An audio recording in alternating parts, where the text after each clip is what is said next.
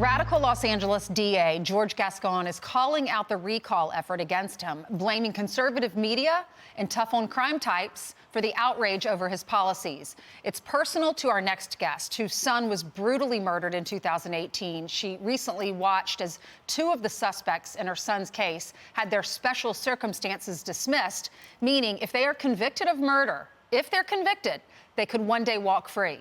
Los Angeles mother Desiree Andrade joins us now. Good morning to you, Desiree.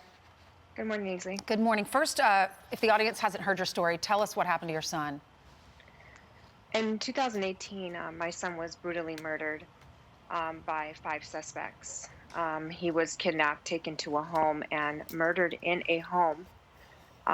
He was brutally tortured to death and was beaten until they thought he was dead, and they drove him up to Azusa Canyons, which is a canyon near the home he lived in, and they dumped his body on the side of the road. Oh my gosh. And left him for dead. When I hear these stories, it is so heartbreaking as a mother, because you give birth to these children and you pray for them every day, and then someone takes it away just like that, and it's every mother's nightmare. I'm so sorry. So these 5 individuals, what happened to them, and why are you upset with Gascon? So 4 of the 5 individuals were facing special circumstance charges, which were these 4 were facing life without the possibility of parole. Since Gascon took office, that has been taken off.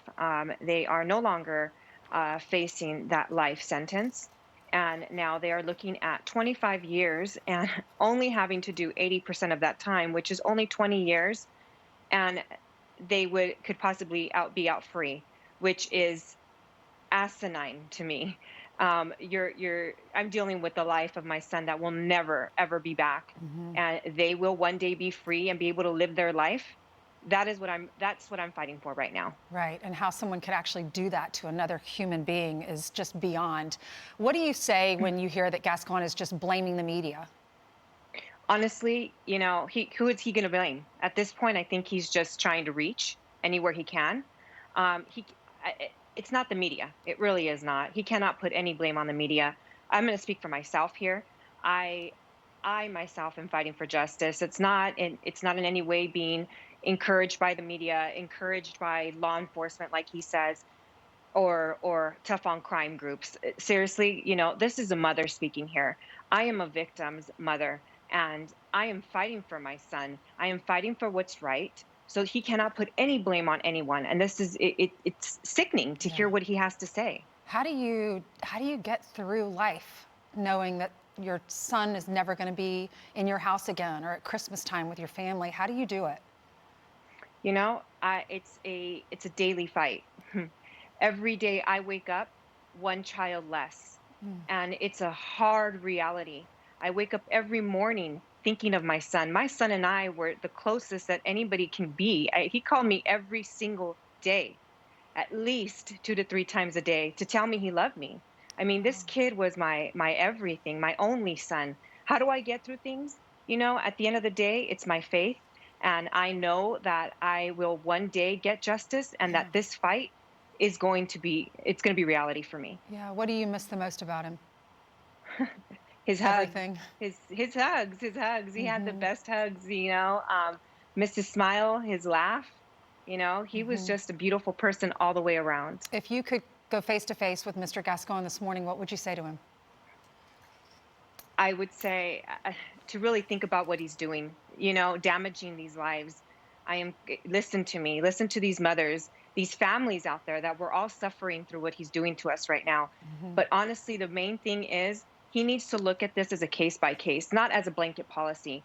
Not everything is the same. Not every, murder is murder. And he needs to take that into consideration. So I would just tell him, listen to us, give us a voice, because he hasn't reached out to at least me at all. And I find that being a coward. How does he justify it? What's his reasoning for protecting the criminals and not the victims? I honestly don't know. I think he's in the wrong office. He should be a public defender. He'd be a great public defender. A district attorney's office is about protecting and serving us victims. I feel that we have no back. Nobody has our back.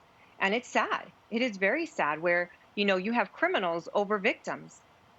I don't understand the world we're living in right now. Yeah, we aired that video of the criminals in the prison, and they were toasting. They even had alcohol. They were toasting some form of alcohol. There's the video right there. Excited because he was the Attorney General.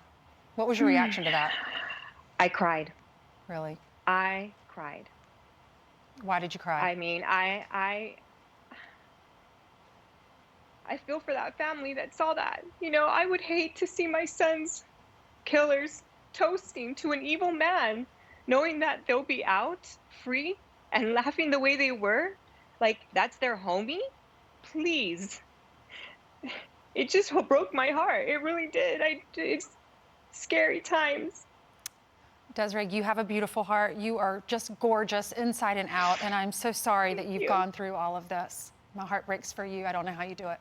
God bless you. Thank you so much. You're welcome. Same to you. Thank you. Julien Andrade was 20 years old when he died, when he was brutally killed.